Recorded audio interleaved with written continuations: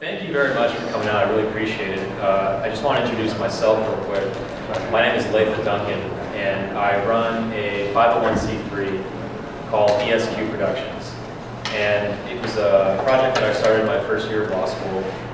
We produce business and legal education for artists. Our goal is to really empower artists, specifically filmmakers, to successfully manage their careers from a business perspective, while at the same time protecting their artistic integrity. You'll invariably find situations where you'll need to surround yourself with a full professional team, attorney, agent, whatever it might be. But the reality is that there's a lot that the filmmaker can do, him or herself, to secure their rights, run themselves successfully as a business. So that's what we're all about. So really quick thank you to the New York Film Academy for having us, as well as Backstage, represented here by Ryan. Thank you for that. And as well, Raw Artists Brooklyn. Emma is on the panel representing Raw Artists. So we'll get going, but just really quickly, some speaker intros. And you can read more about them online. They're long and they're impressive, so I suggest you do that. But we're lucky to have them here, and I really appreciate them all taking the time. So Jerry Dasty, immediately to my left rather. I don't want to get this wrong. Jerry's a partner at the law firm Slawstack House, a big entertainment law firm in New York, and he represents clients across the film and television space, with an emphasis on representing filmmakers, producers, production companies throughout the development and production process. He has extensive experience negotiating distribution and licensing agreements on behalf of his clients, and he advises them with respect to a wide variety of intellectual property issues. His clients include production companies, TV networks, distributors, financiers, actors, writers, producers, and directors. Really, he runs the gamut. To his left, we have Stephen Beer. Stephen is an attorney at the law firm Franklin Weinrib, another major entertainment law firm here in New York. Stephen focuses on film, TV, as well as music. And he reps leading production companies, as well as distribution companies, writers, directors, producers, etc. Cool fact that I read, that Stephen's actually been listed as a super lawyer in New York, which is a really prestigious thing, annually since 2006, which actually puts, I think I read that it puts you within the top 5% of attorneys in New York State. Is that correct? I didn't bring my cape today. I don't want to, that is true. I'm even more proud of the fact that I was listed in 10 Hope's 21 top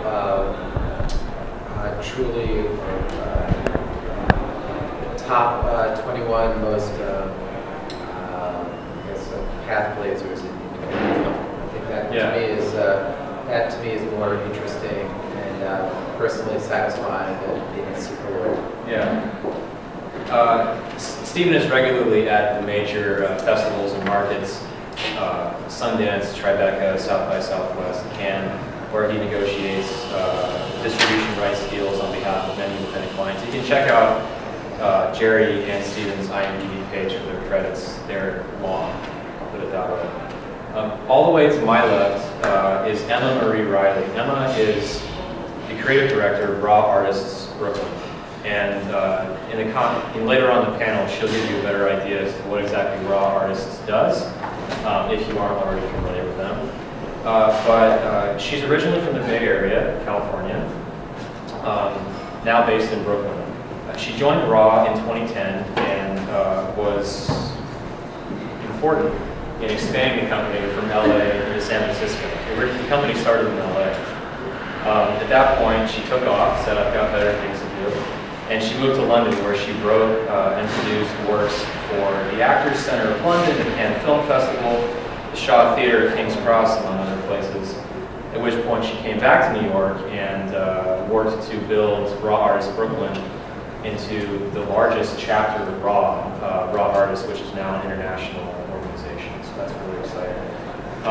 On the side, outside of Raw, she's done a lot of really cool projects as well. She's done creative direction and collaborated on projects and openings for the New Museum, Cream Magazine, Huffington Post, W Hotels, MGMT, ArtStation, Robert Lux, and many others. So again, their bios are all online. Read them; they're impressive. So with that said, the panel tonight is about the current state of independent film production and distribution. Quick side note: this was originally supposed to happen back in November, beginning of November, and then Hurricane Sandy happened, and it was a mess. So we ultimately postponed. It was a bummer at the time, but I think that in the long run, the purposes of this event, it worked out for the best, because now we can add Sundance 2013 to the conversation, and that sort of gives us a broader perspective on some of the issues we're going to be talking about. That's really the point. We're going to be talking about the current state of the industry, sort of through the lens of some of these major festivals and markets, Sundance, Toronto in particular. And I think it's really important to look at it year over year and understand how the market operates. In reading up for this panel, I actually found out that in law school I would go to these entertainment law conferences. UCLA and USC put on great annual conferences, and the theme every year was, well, we don't know what's happening. No one knows what's happening. It's the Wild West. These deals are still evolving on a daily basis, it seems, and certainly market to market, festival to festival. And interesting thing, I read that it was actually predicted by at least one person, probably maybe more, but George Gilder, author, technologist. And in George Gilder wrote a book as far back as it was in 1985, and he predicted this sort of proliferation of distribution points that he thought was going to fundamentally change the way that entertainment was distributed and ultimately consumed. And he thought that through this proliferation of these distribution points, there would be a fundamental sort of tectonic shift away from distribution being the commodity to now content being the commodity. We think that why isn't content always the commodity? Content should be king. You should have a quality product. But now with the various distribution models, if you want to call them a platform, a model, a channel, whatever we call them for conversation, it's just it's a much different time. And I think that I'll avoid cliche and camp as much as possible. But I'm excited for this particular conversation because it's an exciting time to be an indie filmmaker. I mean, the fact is that opportunities exist today that just weren't part of the conversation even 5 years ago, certainly 10 years ago. And we're sort of in, if you look at George Gilder's prediction, it's almost like a renaissance period. I don't know if you all agree or disagree, we can suss that out, but I think it's exciting nonetheless. It's just it's a much different time. There's a lot going on. So that's what we're going to talk about, how these models are changing, and hopefully provide you with some insight as to how you can capitalize on these. The question now that we understand that there's this fundamental shift, the question becomes one of, well, how do you leverage your content within the context of these new platforms? Ultimately hoping to answer the question, how do you become more successful in film? So with that, I'm done. I want to hand it off to these guys. We have a lot to talk about, and I'll ask plenty of questions as we go throughout. If you have questions, I'd love to have you just interrupt us and lead the discussion your way. But I thought that I would start with Sundance 2012, go back in time a little bit, because I think that there was you may not call it significant, maybe it was something less, but there was certainly a contrast between Sundance 2012 and Sundance 2013 with how the deals were actually structured. I think the consensus coming out of 2012 is that there were a wide variety of deals by a variety of distributors for reasonable prices. And Sundance 2013 seemed to be a little bit of an uptick from that potential. So I just wonder if we could maybe get your thoughts on that. I can start. I agree. I mean, it seemed like this year at Sundance there were more deals. There were more deals in the mid-level range that were happening there at the festival. And in terms of how the deals are structured, I don't know necessarily that there was a big difference in how the deals were structured 2012 and 2013. Maybe this year there's a bit more of a push to sort of get these ultra VOD or day-and-date VOD deals. With Radius, these companies sort of being a little bit more active this year. One thing that it seemed like to me, one reason why in particular these sort of mid to high six figures, like $1 million deals were happening with more frequencies. It seemed there's more of those like mid-level distributors that were buying this year. It's just, it's just in some respects, it's a pure market. There's more people with money to buy content. It's going to drive the prices up a little bit. So you have like A24 and Radius, and, like I mentioned, a few more who are out. CBS Films is a little bit more active buying. So to me, that was one of the main reasons why, like I said, that size of deal is a little bit more. So you'd be happy with a little more frequency, at least at the festival. Yeah. And you had a similar perspective, or? I think mixed. Too frequently, we concentrate on the sensational, glamorous, newsworthy transactions that are six-figure and low seven-figure, and that's really exciting, and it is newsworthy because for the last 5 years we've witnessed a drought where there was so much downward pressure in the marketplace, and the distributors were really calling the shots. There had been a thinning out the herd of independent film distributors, and so with only a handful of viable distribution companies capable of writing a check, it was such a buyer's market. In 2012, IndieWire published an article I wrote at the very beginning of Sundance, calling it distribution for the 99%, because if you really worked, if you looked at the numbers of people that applied to Sundance, the number of films that Sundance program, and then the number of films that got these full-service deals, the Holy Grail, the special brass ring deal, it really was 1% of all folks entering, applying to Sundance.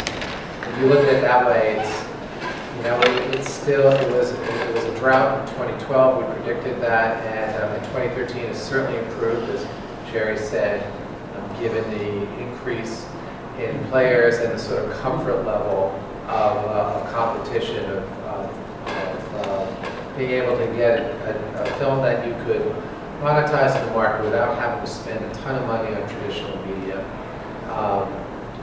So there were films that tended to be better fits for more players. So it is trending positive, but I do want to emphasize that we tend to look at the exceptions, the newsworthy projects, and maybe it's not the distribution for the 99% that we should be, maybe it's 95%. We're still talking about an exception to the rule. Most independent films will struggle for distribution if you're looking at the traditional model. And that's why you, sitting here today, really ought to be thinking as you come into the marketplace at the probability that you are going to have to take on as much responsibility in marketing and distributing your film as you had in creating your film. And I think that trend is only going to increase, even where the number of the marketplace is improving and the number of distribution companies is increasing ever so slightly. We're still looking at a place where filmmakers as producers need to be very savvy about how they create, market, and distribute their films. Going back just real quickly to Sundance 2012, you had on the surface level at least, there were a variety of deals made by a variety of distribution companies. They were deemed reasonable deals. There was I read one article that borrowed Greenspan's irrational exuberance term, right? And there was less of that in the marketplace at that point, and more, reasoned deals. You mentioned day and date, and I want to go into more detail on that, definitely, just in a bit. But examples of deals like Radius was in on one of them. I know that Arbitrage and Lay the Favorite had good deals, and Beast of the Southern Wild had a great run. I forget the specifics of their deal coming out of Sundance, but these were great deals. In the time following Sundance 2012, though, those sorts of films were sort of seen as, it became known that they were anomalous, right? That the majority of films sold at Sundance 2012 were struggling to recoup their negative costs rather than not even having a conversation about turning a profit. So I wanted to ask you, Emma, especially when it comes to, and we're talking, lay the favorite and arbitrage, films that are, closer to the top of the spectrum, certainly, but how important, within the context of these new distribution deals that are available now, they're at least part of the conversation, how important is branding? How important is the filmmaker's involvement in stewarding the project through whatever windows they decide to pass through in keeping that momentum alive, whether they're coming out of the market or otherwise? I think people really underestimate the fact that good business is actually the best art. And it's a motto that I've kind of lived my life along. And I think that if you're able to kind of realize that and encompass that alongside, parallel with your vision, then you kind of hit a home run. And the issue is that a lot of people nowadays get so consumed in how rapid I think the market can be, and also how translucent it is in that they don't study it enough. They read maybe an article or two or apply something that they pulled from A to B and they really don't match. Yeah. And I think that that's something that you really have to avoid. If you're looking to create a career that's really 20 plus, exactly, your career. So, yeah. I mean, it's as simple as that in my opinion. Yeah. And does RAW provide any sort of support on the branding side, on the brand development? I mean, brand development, maybe not necessarily brand development. I think in terms of really basically placing in front of artists, like I was saying earlier, a platform in which they can step onto and then profit from. Yeah. Because it doesn't matter really how talented you actually are unless you're able to take that talent and put it in front of the right people at the right time. Right. And that's what we focus on doing with the artists that we work with. Yeah. So. Yeah. I wanted to flash forward a little bit to Toronto last year because I think that it was just a similar feeling leaving Toronto as it existed leaving Sundance. Again, it was slow and steady because the deals were more reasoned, they were more calculated. There was going to be this strong chance of market resurgence. Then you get to Sundance 2013. All of a sudden, you've got these huge deals. The Way Back and Don John's Addiction saw numbers that, well, The Way Back broke a record, I think. I think Little Miss Sunshine held it previously, but a much larger number. So, in your opinion, what changed, in just a year? One thing changed is that the mini majors are really out of the production game. So if they can get a finished, the realization is that if they can get a finished film for the price that they would have spent to produce one, to develop and produce one, and in a risky scenario where who knows what the film's going to look like and how many wars and battles with the filmmaker and the producer without the sort of the traditional overhead that the mini majors have had for many years. So fewer films being made by these companies. They present opportunities for those companies, the larger distributors within the independent world. And so it's still an opportunity for them. If you can pick up a finished film that they strongly believe has a built-in market and has the ability to be marketed to folks that follow awards and to distinct audiences that you can access online and digital and traditional media. If it really hits that sweet spot, why not step up? Because that's the casino table that those folks are comfortable in anyway. The good news is that the casino is getting bigger and bigger, but there's still that fancy part of the casino, the one where people wearing the tuxedos and there's that red velvet robe, and the minimum bet is $1,000. I've peered over the rope, but I've never stepped inside it. I've never been invited to, and I don't have authority to spend my money at the $1,000 minimum bet table. but it still exists, and and it's fun to look at. It's like spectator sport, but is it really relevant for most of us? I mean, we can talk about that, but so of the tens of thousands of films that are made, you get this one that really hits it out of the park. My fear is that everyone's going to chase that, that elusive dream. It's essentially a lottery ticket, and where you're playing roulette. That's I think it's a rare film. It's a film that typically has stars, that has a director with with a reputation or such heat, and so many things lining up behind it that it's it's the rare and exceptional project. I think that the better our focus is on the emerging minimum bet tables at the casino, and that's what's exciting to me in this new Renaissance paradigm. I wrote an article that Berkeley Entertainment Law Journal published last year called "The New Renaissance Paradigm: A Breakthrough Time for Artists," and in that I prefer to focus on the emerging opportunities that are really unprecedented for content creators, for filmmakers, at these new minimum bet tables where you can have a perfectly good time at the $5 table. The point is, you, the content creator, get to define success, not some institution or some trade magazine that's beholden to their sponsors, or the institution that is beholden to the constituent companies, which are beholden to parent companies and to shareholders. And what kind of craft can really, what kind of breakthrough content are we really looking at or talking about with companies like that? I think it's entertainment, it's sort of spectator sport. But for me, what really gets me excited and why I'm pumped to be living in this renaissance is the new breakthrough content and the opportunities to market and distribute them without being beholden to third parties. Now, you can exercise that same independence as you market and distribute your film as you did when you created that film. And because the budgets are modest thanks to technology and innovation and new business practices that embrace barter and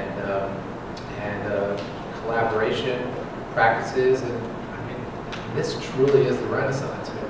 I know that we're supposed to talk about the grandstand and wonderful, sensational stories behind that red velvet rope, but I'm really pumped about all these other stories, because those are the stories of the artists, those are the stories of the content creators, and those are the stories of the audience, because that's where the breakthrough work is being created, and because of the internet and the way it's developing and being organized, we as consumers get to see that. And that's why we truly are in a renaissance. I spent as much time at Sundance this January as I spent at Sundance. It's not that I don't love Sundance, I really do, and I participated in the events and worked with films in there, and I really like the breakthrough voices, the people that are telling raw stories that take me to a place that I wouldn't ordinarily go to. And you don't need a lot of money if the story is told well and if it has a distinctive voice for those stories to carry. The Sundance film, Beast of the Southern Wild, is an example of that. That was a breakthrough, even though it was Sundance at Sundance. But it wasn't a film that was made for a ton of money initially. They kept putting money in because it had traction. But initially, that story was told for a modest bet. It wasn't that the red velvet rope, the exclusive part of the casino.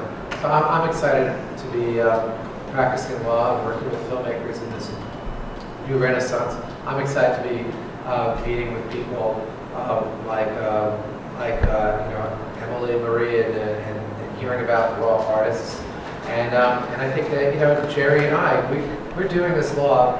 It may not be the most lucrative, this aspect of law. It's not mortgage-backed securities, but it's really exciting when you're working with breakthrough projects, and that's what that's really why I'm excited to be witnessing this renaissance, and why I'm excited to share those stories with you.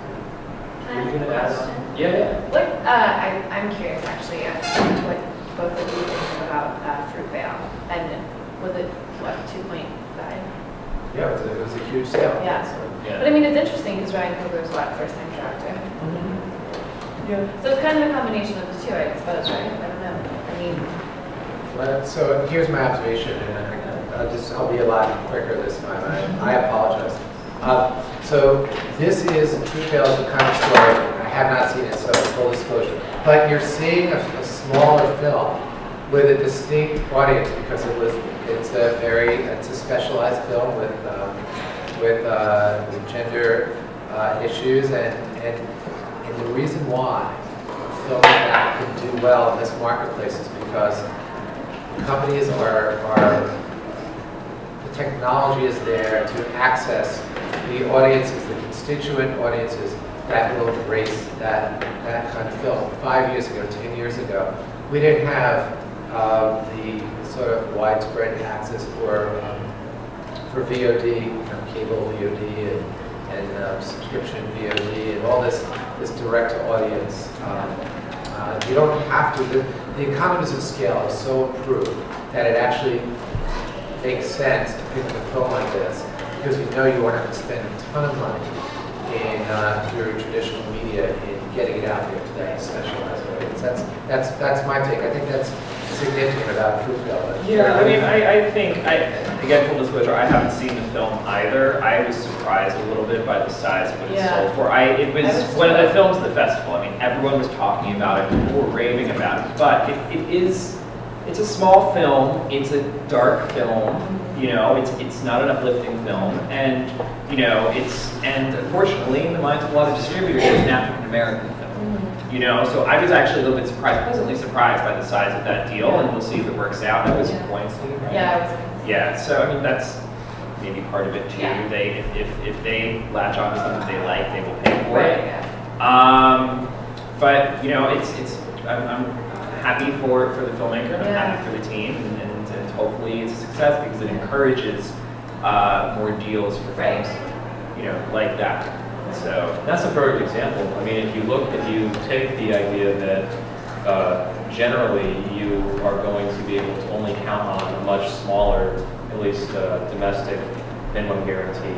If you want to retain the possibility of making money on the film and paying at least allowing your financiers to recoup, hopefully turn a profit, then in this new state of the industry, the budgets, and you touched on this earlier, Stephen, the budgets need to be reverse engineered. It needs to be something you're thinking about from the beginning, right? And so how does that sort of micro focus on one particular audience segment, how does that influence the budgeting process? Is that something you're dealing with, your clients, advising them on?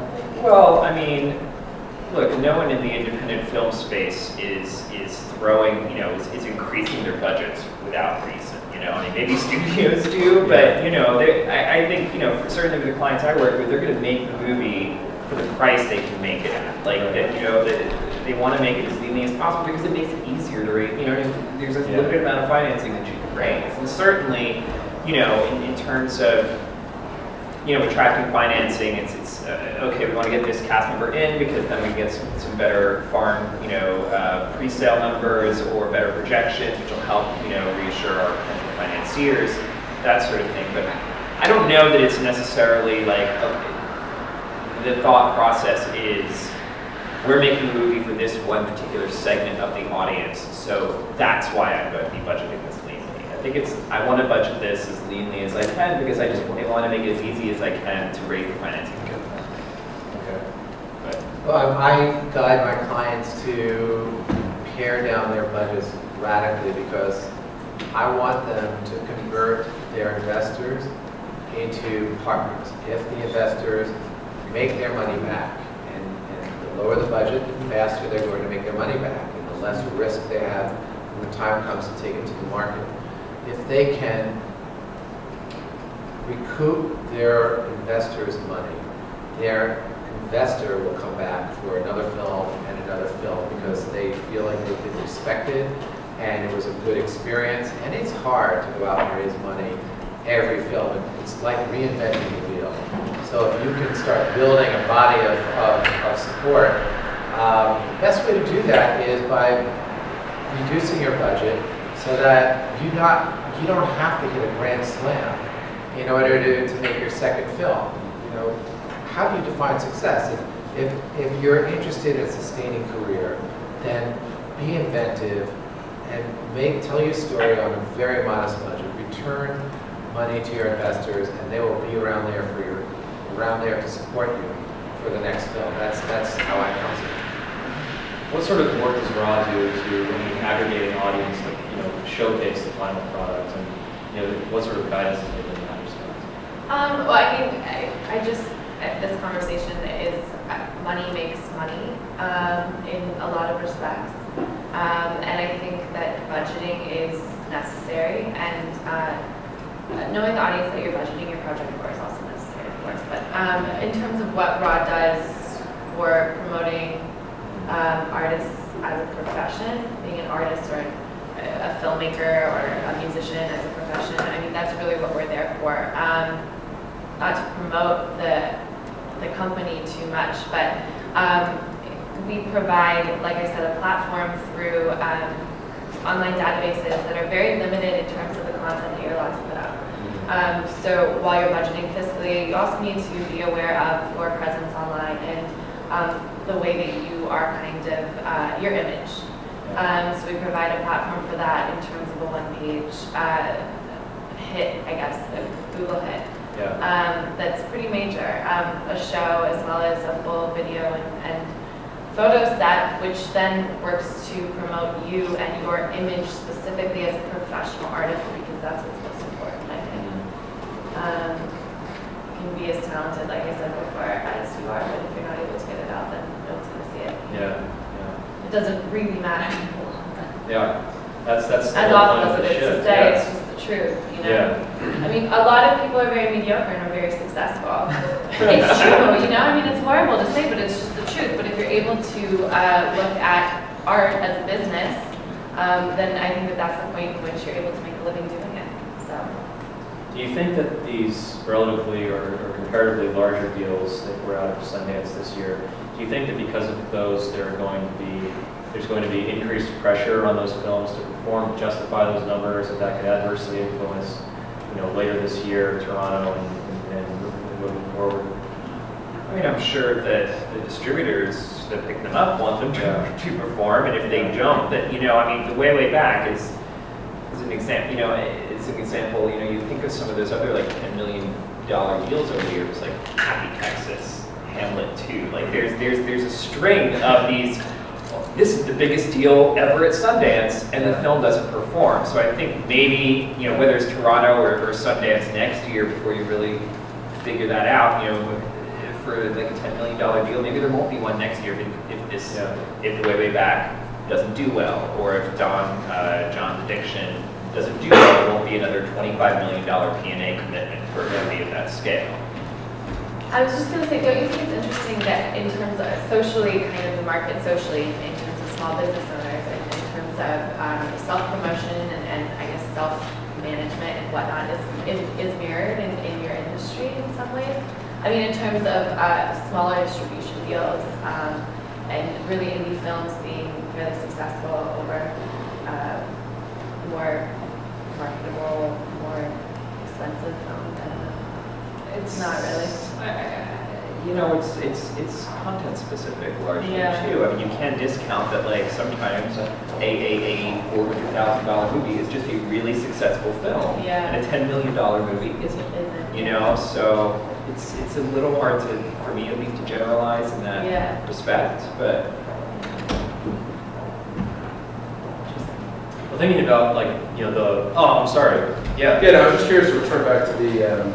You were talking about kind of the lower budget, at the $5 minimum table. I'm just curious about, from a revenue perspective, how are you seeing them recover their costs? I mean, 'cause I get the sense that independent filmmakers have an opportunity. They go in festival shopping and they hope it all works out.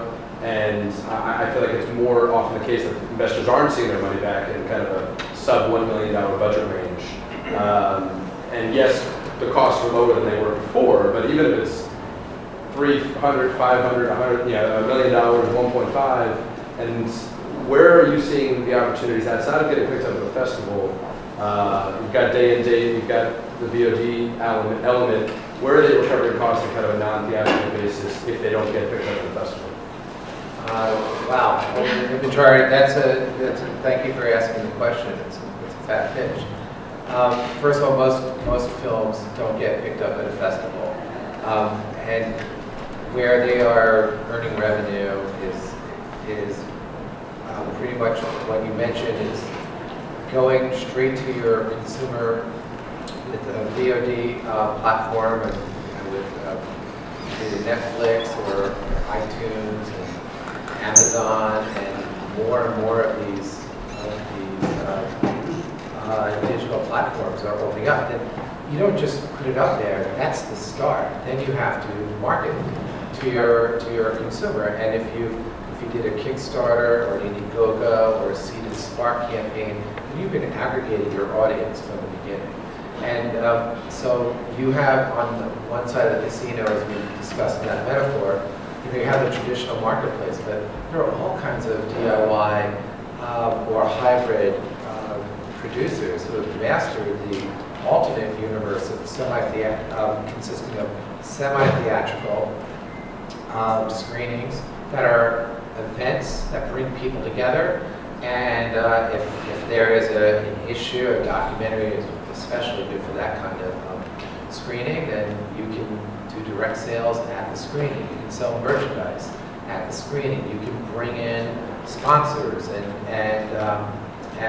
partners, industry partners at the, as you develop them. You can sell advertising as part of your. You can even just put it on YouTube and make some money, depending on how micro you want to go. But it's about good content. It's about setting up an audience that really seeks to see what you're doing. I mean, look at what happened with the micro budget, tiny furniture. It turned into again, it's an exception, but look, it's really turned into a masterful enterprise for her, and that was because she told a story, she built an audience. It became the talk of great digital word of mouth, as well as journalists, because this was a breakthrough project. It had a story to tell. In one way, it was a very accessible story where a tale that we would see over and over again, but the novel way, the humorous way that it was told, that was a micro-budget project. And that went from an accessible digital platform where you could see it in parts on YouTube to being acquired and then having via a VOD presentation, which is pretty accessible. So you keep that budget low and you market to an audience. And if the project is good, you will attract a consumer on a per transaction basis. If you're doing it yourself, you'll make more money.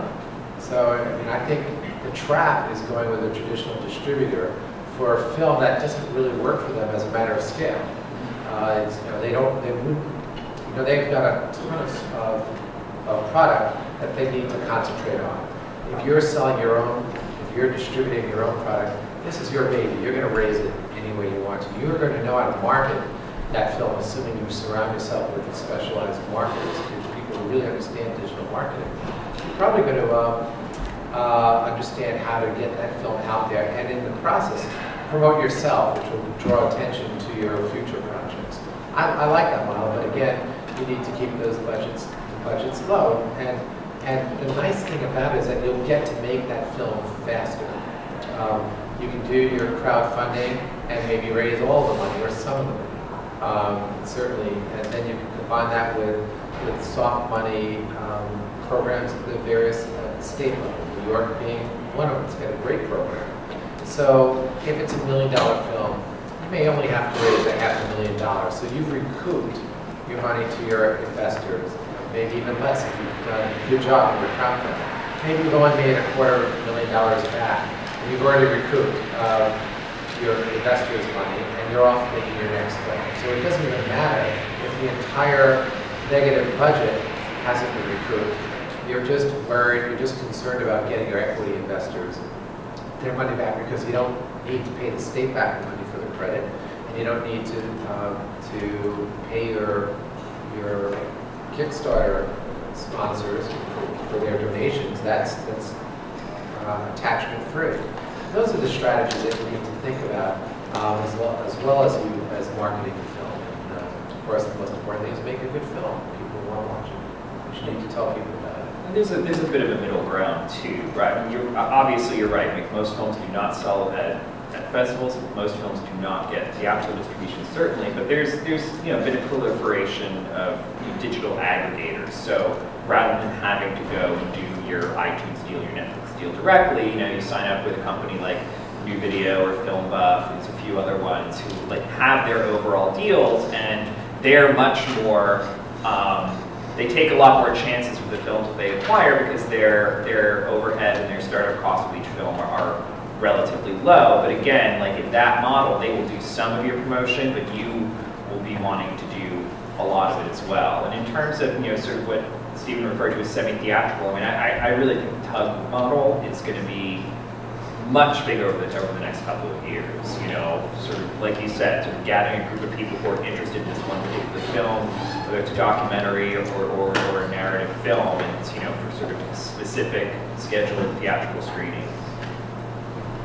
I think more than like creating an audience, it's almost how you get an audience. Yeah, you're aggregating it, but you're seeing it and then finding them, accessing them, and then you're building them and taking and then motivating them. You're finding them and then motivating them, and keeping them abreast of your activities every step of the way, because they feel somehow you've made them invested in your project. Even down is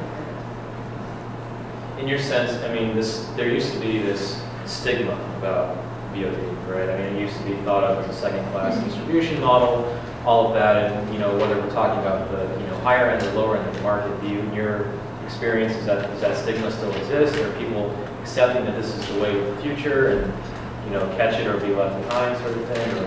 I think a lot of producers, independent producers, and directors are, not all of them. I mean, there still is a glamour to having a traditional theatrical release, and it you know, it's typically, you know, creates a higher profile.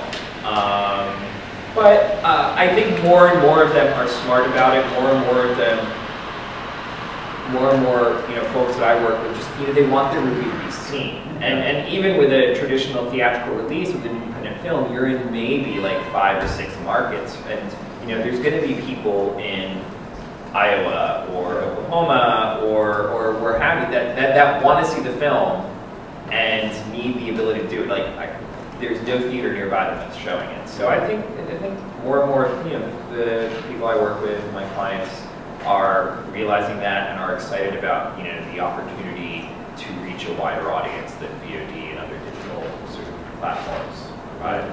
So the significant factor here, and a takeaway, is really the C word.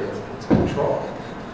On the one hand, it's very special to get that you know, brass ring at the festival, so the festival pickup, and they're going to commit to, you know, 10 screens and, you know, 8 markets, but you go from the driver's seat where you have your hands on the steering wheel while you're creating your film to escorted to the back seat if you're invited in the car at all, with whatever meaningful consultation it really gets you. And for many filmmakers who are really thoughtful about the way they made their film, they really want to be able to play a role, at least one hand on the steering wheel, in how that film is marketed and distributed. And there are just so many more opportunities for them to do that. You talk about what used to be looked at negatively was the, you know, floor-walling theaters. You couldn't get your distribution.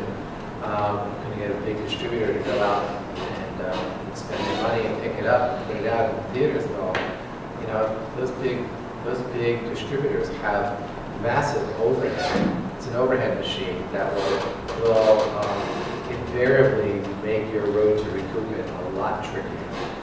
And you know, so you can accomplished those goals, and now you can go out the four-wall or put up your own, find all these venues, whether it's restaurants or libraries or university campuses, just so many opportunities to, in the non-theatrical and semi-theatrical environment for you to get it out there for a lot less. And it's still a big, beautiful screen and in front of audiences that where you can have talk back, just like basically you create your own traveling festival where you own the assets and you get to speak to your audience and you get to build them, and you're now part of your army for this film and the next film after that. And that's really, in the new renaissance, it's the artist and entrepreneur who will dominate, and not the person looking in the rearview mirror at those traditional models, which work for that 1 or 2%. Is that what you're seeing, a really holistic approach from the people you're working, the artists you're working with? They're looking at it from they're stepping back and assessing their options, and maybe they're going with one route for one project, maybe a different route for another, and they're just really thriving in that freedom. Or do you see it as a source of confusion for some people? So? Well, I mean, hopefully it's the first, but most often than not, it's the latter. I mean, it's just the fact of the matter. I mean, I come from, I basically developed my artistic ambition into a business, and I'm still very young, but I kind of I began to understand about 3 years ago that was really the only way I was going to make a living doing what I wanted to do. And so, while more often than not we see the latter, what we hope to see is the first, of course. And I mean, I think that that's something that is, I mean, while in general everything is far too rapid to really learn nowadays, it's also really great that you can get yourself out there on the internet and, through your own social media sources and screening your own films and whatnot, and really create a career for yourself. If you're determined to, that's the thing though. And I mean, a lot of people are really caught up in a vision that's really too thin. Yeah. And it really needs to be broad, especially if you're trying to create a long, withstanding, withholding career. Yeah. I'm wondering if we could talk a little bit about how it actually happens. So in reading about, post artists after these festivals, I read, I think it was Sundance this year, that Rena Ronson at UTA was talking about, and she's in the independent film group, one of the major agencies, talking about how, the deals are taking longer because the components of the deals are more complicated, and you're going through, bit by bit and making sure that you're, capitalizing on all areas for your clients. So we're talking about, the major agencies. That's one end of the market. How is an independent filmmaker actually going to steward a project through the various windows that they elect to go through? They're not, say they're outside the context of the festival or market. Are they going to a producer's rep and reserving whatever they can and trying to exploit that themselves? Are they, how are they actually finding that balance? I think the producer's rep is a popular way for producers and filmmakers to go, because the producer's rep have their relationships and they don't need to reinvent the wheel, and they have the pulse on a very dynamic market. They know who's looking for what and where the fits are. So I actually believe that the successful artist entrepreneur works with specialists, whether you call him a distribution consultant or a producer's rep. I think it's really important to work with experts who understand where the pieces of the puzzle fit, because it's just like making your first film. There's so much you don't know. You learn through experience. Marketing, distributing your first film can be just as painful. If you are a fiduciary, if you've raised money, even if it's just friends, family, fans, but investors too, you have a responsibility to take good care of them. And I think it really behooves you to seek out experts who can guide you, wilderness guides, because it is a wilderness. There's no such thing as a fungible film, and the exciting but scary thing about the the new renaissance is that you have these customized success plans that contour around your definition of success. What are your goals for it? If people are giving you money and they have an expectation of a return on investment, then you need to do everything possible to help them achieve that. And if you don't really understand the specialized market, you need help. You have to go get some guidance, a consultant or a rep or someone that really understands how the deals work. Yeah, I mean, I agree with Stephen. I think a lot of, particularly folks who haven't had the experience of having one of their films released before will seek out the advice of, whether it's a producer's rep, whether it's an attorney, whether it's a consultant of some kind, to really advise them about the smartest way to go about it. And that's also somewhere where, if it's going to be a digital release, something like a digital aggregator, like I mentioned before, is helpful because they can, to the extent something needs to be windowed or they see an opportunity in sort of like a cable-based distribution versus an internet-based distribution, they can time that correctly. And you do have to be a little bit careful because if you go straight out and put your film on YouTube, that's going to close a lot of doors to other potential, there's a lot of other outlets that will not take your film once it's been on YouTube. Once it's available for free to people, they're not going to watch it on a Netflix subscription. So you just have to be a little bit conscious of the best opportunities to take at the right time. And it's, like Stephen was saying, a producer's rep or some sort of advisor in that regard can be very helpful. So within the I'm sorry, we were I was just going to ask that within the context of these newer types of deals, what sort of opportunities are there for the filmmakers to share in, to move the conversation to the back end and share in ancillary rights, to share in contingent compensation? Is that happening? Is that a reality, or is that just one of the things that's reserved for the high net worth table?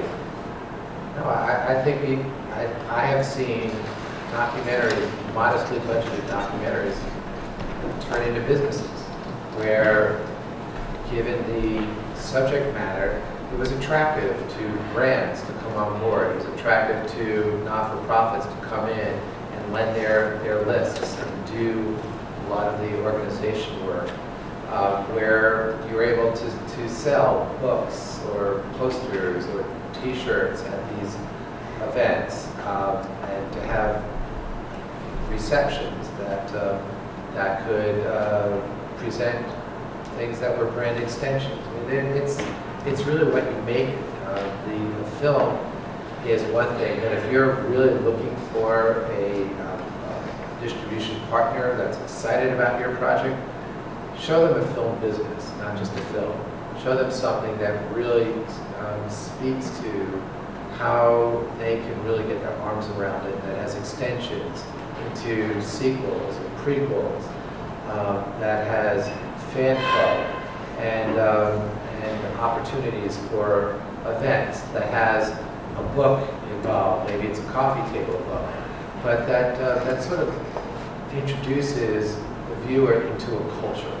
It has a soundtrack, it has an artist, or artists that have either visual or musical, that will tour with the project and do performances. It's really, it's what the, whatever you can imagine. That's where, that's exciting to investors, because there's just so much to work with, not just a film, but an environment, a culture, and a broad platform of broad range of potential businesses.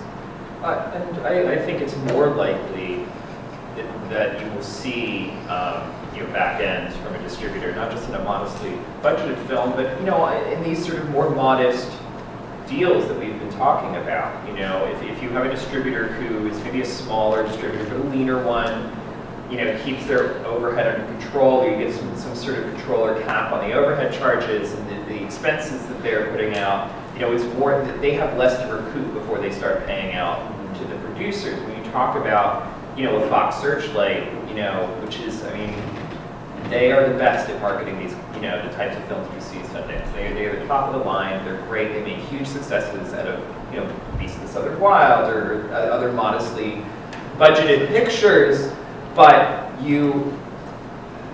it's the amount of money they spend on marketing, and sort of their general Fox accounting system. It's going to be years, if ever, that the filmmakers actually see revenue beyond whatever advance or minimum guarantee was paid to them.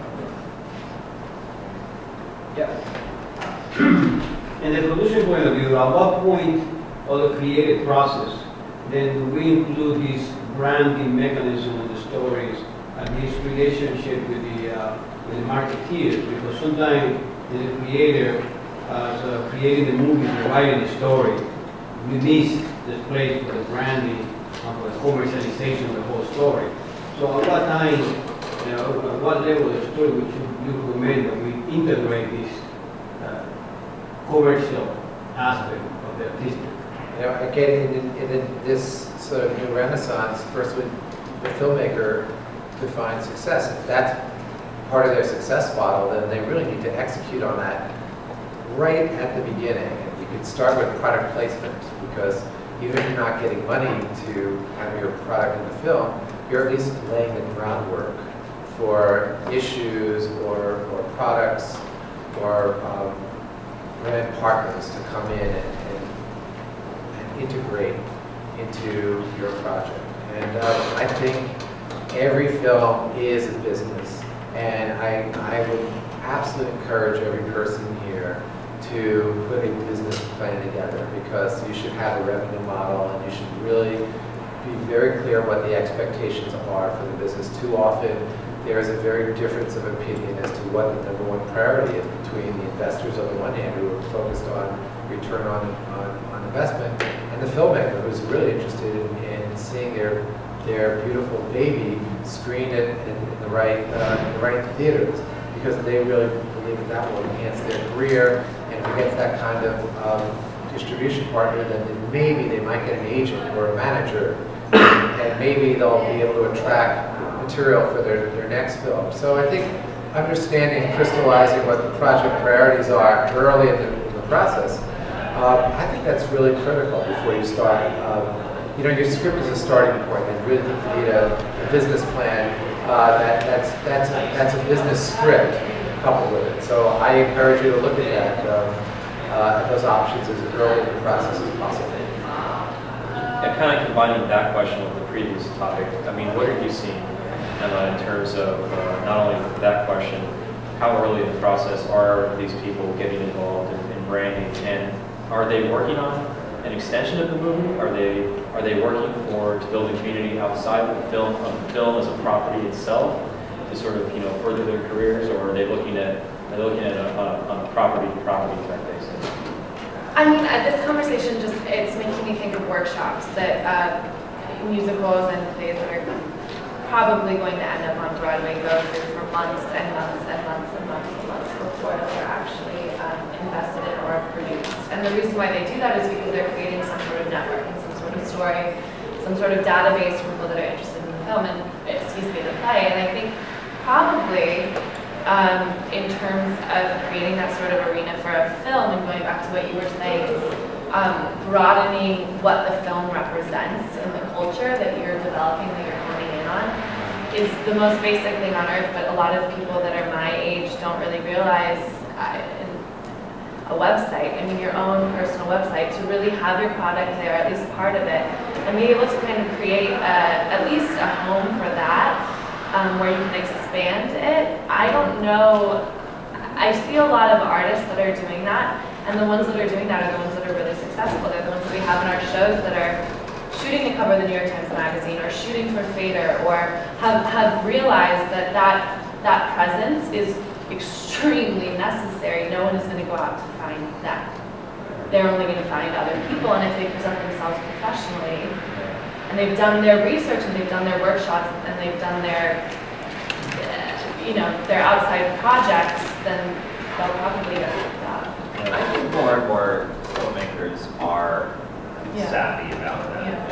I mean, a lot of the folks that I work with, a lot of the projects that I start working on in the development phase, they've got a website set up, they've got a Facebook page up, they're out, sending occasional email blasts to whoever's on their existing list. You know, I have a client right now who's on Kickstarter raising money for a film, and he just shot a couple test reels, and like this is, you know, this isn't the film, but this is what it's going to look like. Right. These are some of the locations I'm going to shoot at. You know, this is one of the actors I'm going to use. Right. You Not know, giving away the plot. Not giving away the Right. plot, but like this is sort of like the visual style of the film, and you know, I think, like I said, I think more and more producers are becoming very savvy about that, and it's all for the benefit of the film, because, I mean, especially, you know, when you look at Kickstarter and projects raising money on Kickstarter, that is about getting, Right. I mean, getting people literally invested in the film, you know, I mean, you know, just creating awareness, creating that sense of ownership on this, you know, among your audience. I mean, any sort of presence, I think if it's a professional one, will attract people that are interested in whether or not they're investors. I don't know, but at least your presence is out there for people to then find. Yeah. You know? I'm thinking back. I did a little bit of work on a film, and this is, I think, relevant because you mentioned one of the benefits of going through someone like the producer's reps, and you can target the distributor that's right for you and work on that basis, work from that basis. This particular film was a documentary. It was a very cause-driven documentary, and it picked up and maintained a tremendous amount of momentum that then fueled the fundraising round for their next documentary that built on the first. The subsequent documentary screened in Berlin this year, and now, you know, they've taken that cause and they've the film, and they've built the hype not around the film as a property itself, but around the cause, and that cause is going to maintain for, I'm sure, much, you know, for long into the future. But I'm wondering, how much does the conversation shift when you get away from a cause-driven documentary like that to a narrative project? How do you maintain that enthusiasm, whether you're talking about people financing you, Kickstarter or otherwise, or just people who look to ultimately watch it? And how do you maintain that over the course of the project development phase? Quickly, I just think it's really, again, presenting yourself professionally so that people aren't, well, on a documentary-based level, it would be an interest in the cause and in the vision. Investors and people that are going to be interested in the project become interested in you as a professional. And I think that that's what people kind of miss out on, again, when they're focusing so just far too finely on something that won't necessarily carry them 10 years into the future, but could if they used it as a backbone for their own personal career. And just because of, you know, I mean, narrative films often, like not all of them, still have something to say. Yeah. They're often still about an issue, or about, you know, a specific population, or about, you know, they're about something. And so, you know, there can be a cause, there can be an issue involved in a narrative film that sustains that community. Or alternatively, it's just, you know, it's you have a community of people who feel like they've discovered something, and they want to continue to sustain, they want to tell their friends about this, and they want to continue to sort of sustain the momentum of this little gem that they've discovered. Sort of a microcosm of the larger issue for, you know, bigger films, how, you know, Twitter and everything else, social media can kill an opening weekend, right? You know, screening and word of mouth gets out so much quicker. It's sort of similar in that sense? Well, I mean, it's a little bit of the opposite. I mean, it can build a film that might not have otherwise sort of reached the audience that it deserved or needed to reach. I'm sorry, I didn't mean to interrupt. The answer is, I think it works just as well for a narrative film because you've got all this opportunity to create and share culture, to put the viewer, inject the viewer into your environment. An environment that has music, that has style, whether it's clothes or food, you know, and all these intriguing elements that bring an audience forward and just make them want to see that film and every element of that film all the more because it's cool and because it's authentic. You know, that to me is the art of storytelling isn't just about the story. It's in setting the scene, and it's the overture, not just the actual play. So I think again, it's really we're just scratching the surface on how you can build a community. For a narrative film, it's easy because it's low-hanging fruit for most documentaries. But I think it's really fun. It's just as easy and even more interesting for a narrative film. One way you do it is an example. well, you do a 5-minute prequel, and it sort of introduces something that is tangentially related to the film that you're about to make. It's not from the film, but it's inspired by. It may have some of the music. It may have just you're helping to develop an environment, a culture, and then it's interesting because you're a good storyteller. So now you've got us already in the mood. Put me in the mood. That's what you got to do. I mean, most artists nowadays that are really extremely successful are multi-platform. Yeah. So I guess in some sense it's like doing that with a film, almost. Yeah. All different ways to tell a story. So in these nowadays, what roles does the local, state, and national government influence on the distribution, creation of these films? And how can we tap into those resources they are available? Well, I mean, in terms of financially, tax credits and incentives, I guess, are sort of the most direct way that governments are involved. There's, one in New York State, there's an additional one in New York City if you're actually filming the 5 boroughs. National government, I don't, I argue Section 181 is a federal government incentive allowing the application of deducting your production expenses in the year in which you made your film instead of through the accrual method. So that's one way that the federal government's involved, but other countries have much more sophisticated commitments towards their film production. Part of it is they want to encourage native culture, and many of those countries have treaties with other countries. We do not. Go outside the United States and you're an elaborate array of countries, progressive countries that have these treaties and really encourage international co-production. So there's a lot more robust public money for film financing outside the United States, like Stephen was saying. But usually, often you will have to have a certain be shooting a certain number of days in that country, or cast a certain number of actors who are, nationals of that country, or you have to find a way to qualify this as an Irish production, or what have you, a French production, but you find a way to do that, and that's certainly a way to help close gaps in your financing. And if your movie is shot just as easily in Ireland as it is in upstate New York. Maybe another possibility, this is way too much for discussion right now, it could be a whole panel, but getting into the federal government, what sort of, how do you think that the Jobs Act is going to play out, and the implications that has on the crowdfunding space? Is that maybe a possibility? Moving, toward an equity model for the crowdfunding space?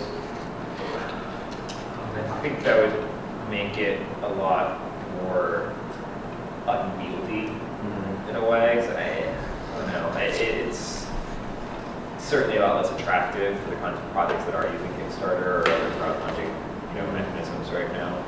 I don't have a crystal ball, but I think that where the Jobs Act can play a role once the regulations are distributed is the ability to advertise these projects to accredited investors. Right now, you're not allowed to go out there and advertise and solicit. But the possibility exists, and I think maybe the probability is that the SEC is going to open up the ability for entrepreneurs to advertise their projects, again, only to the general public, but only allowing accredited investors who are qualified and have income thresholds that can sustain the risk of working in these projects. I see that as a change, and I think that's a positive. If that happens, I think it'll contribute to financing independent films. I guess any more questions, throw them out there.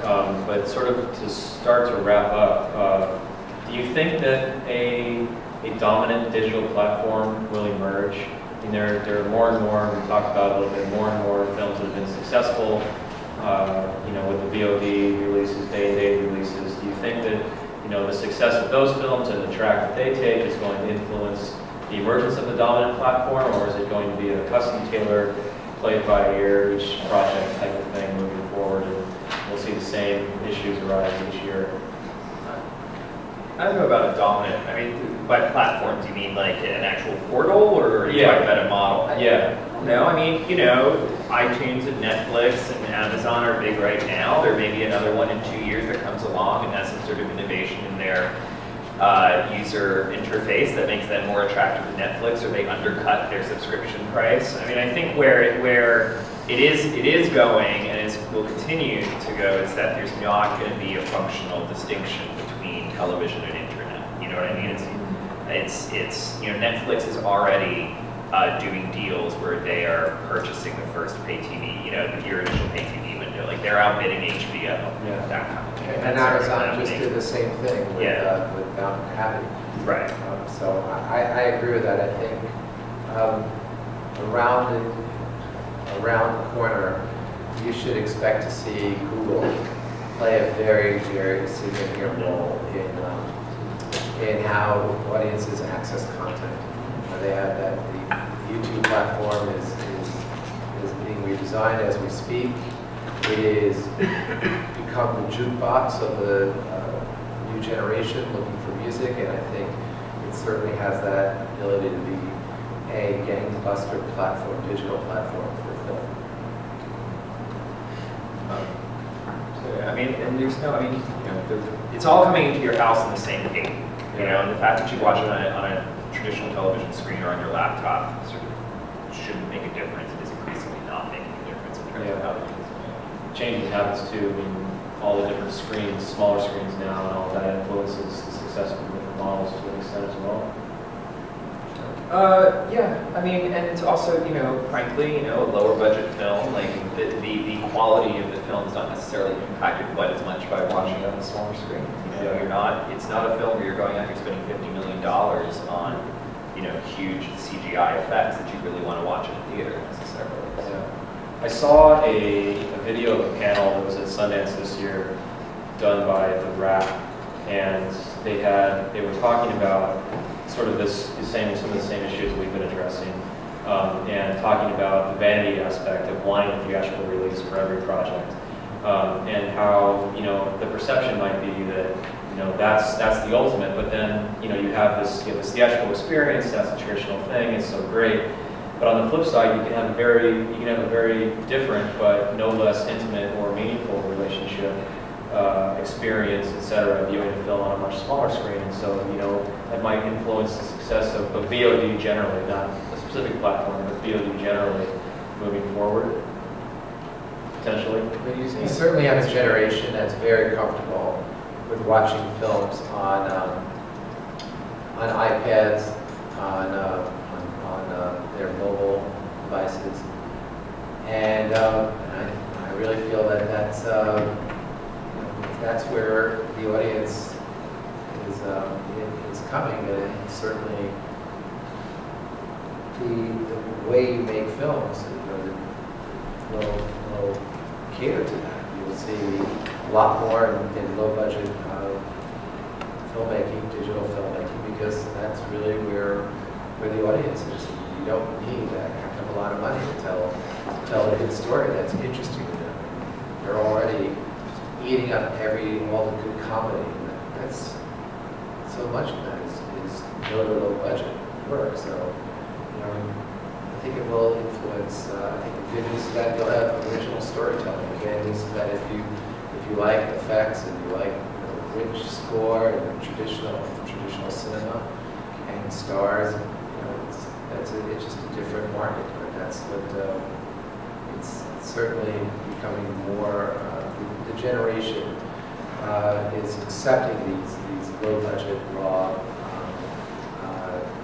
production values. So I think it's a good thing in terms of distinct new voices that we're going to be seeing and hearing from. On that note, you have to pay attention to this tidal wave of filmmaking coming from that generation.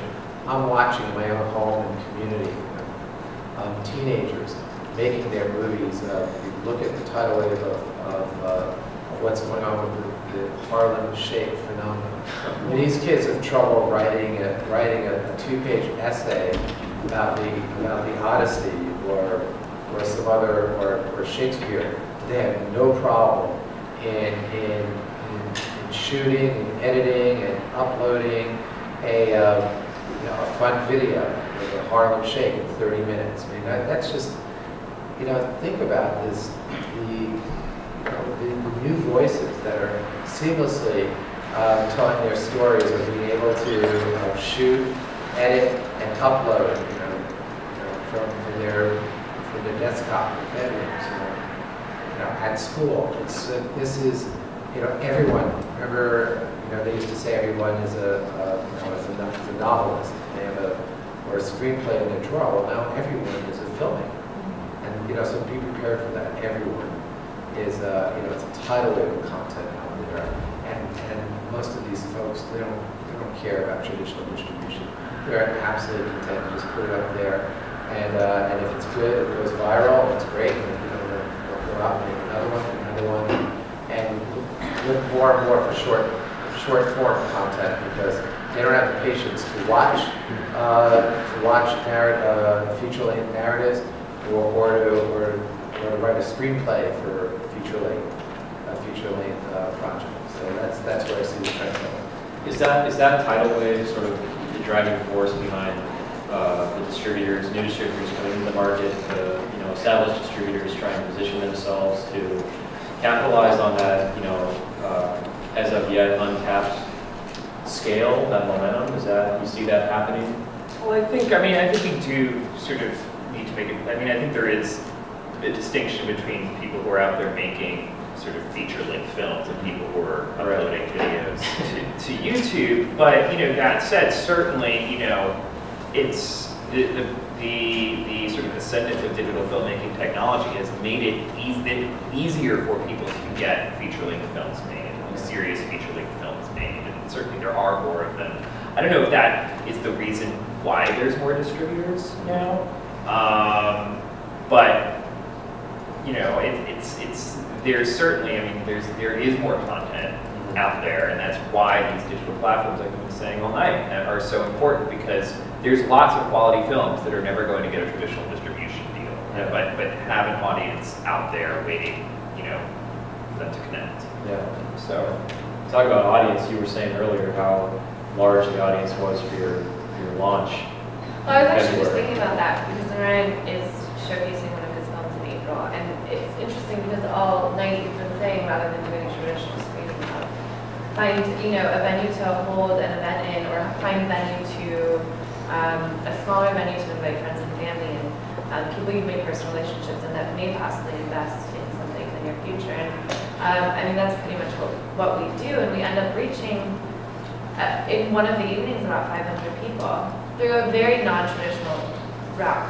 Yeah. And it's finding those little holes that you can. But it's not just non-traditional. I think it's more intimate. Right. Compare your venue with the traditional go to the movie theater, you get your popcorn, and there's commercials first, and then these very loud trailers, and then a half hour later you get to see your film, and there's no ability to really talk about the film or meet the filmmaker at the multiplex. Well, I think it's a much more meaningful cinematic experience where you get to speak to the artist and you get to have a community and discuss the project and maybe become a fan and establish a relationship with the filmmaker, with the material.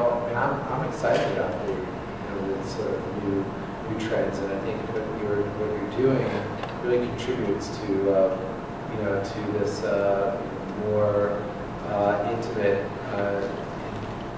reaction or interplay between the filmmaker and the community, the audience.